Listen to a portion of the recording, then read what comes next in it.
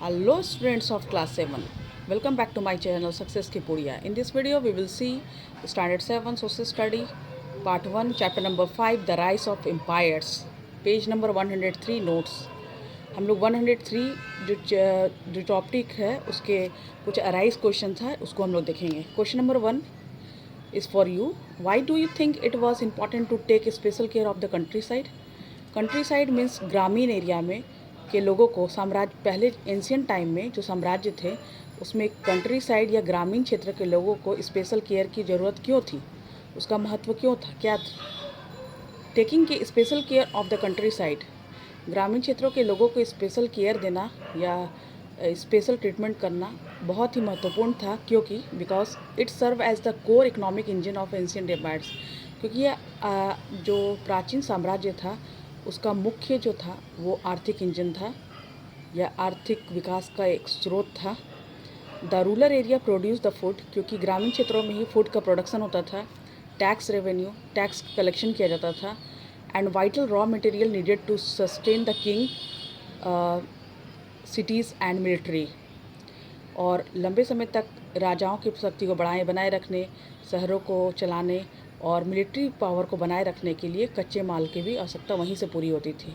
यही कारण था कि कंट्री साइड या ग्रामीण क्षेत्रों के लोगों को स्पेशल केयर की आवश्यकता थी. आई होप कि ये क्वेश्चन आपको ईजिली समझ में आ गया होगा.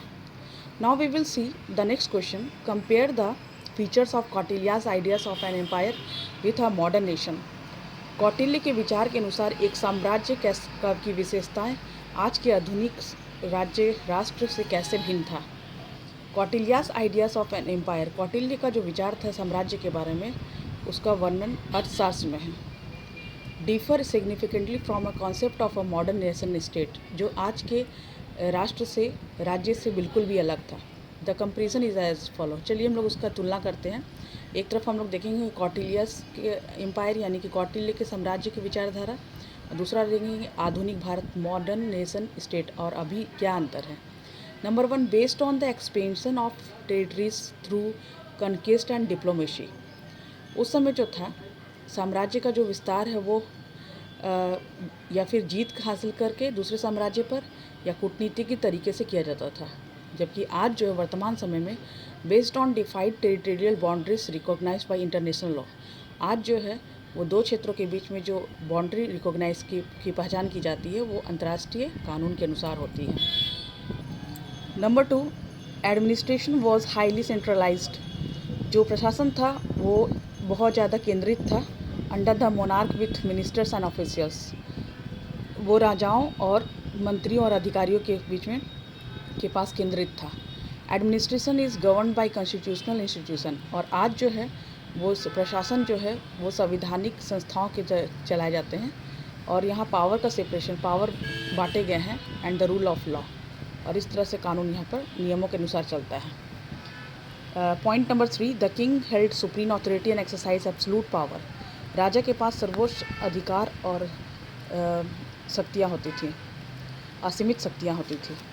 Sovereignty rest with the people, जबकि अभी के टाइम में संप्रभुता लोगों के पास होती है और इसका इस्तेमाल वो संवैधानिक और चुनी गई सरकार के जरिए करते हैं.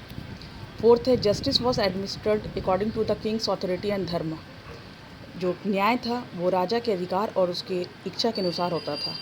और आज जो है justice is based on constitutional law, और आज जो न्याय होता है वो संवैधानिक कानून, इंडिपेंडेंट जुडिशरी, स्वतंत्र न्यायपालिका और कानून के समक्ष समानता के तहत होता है.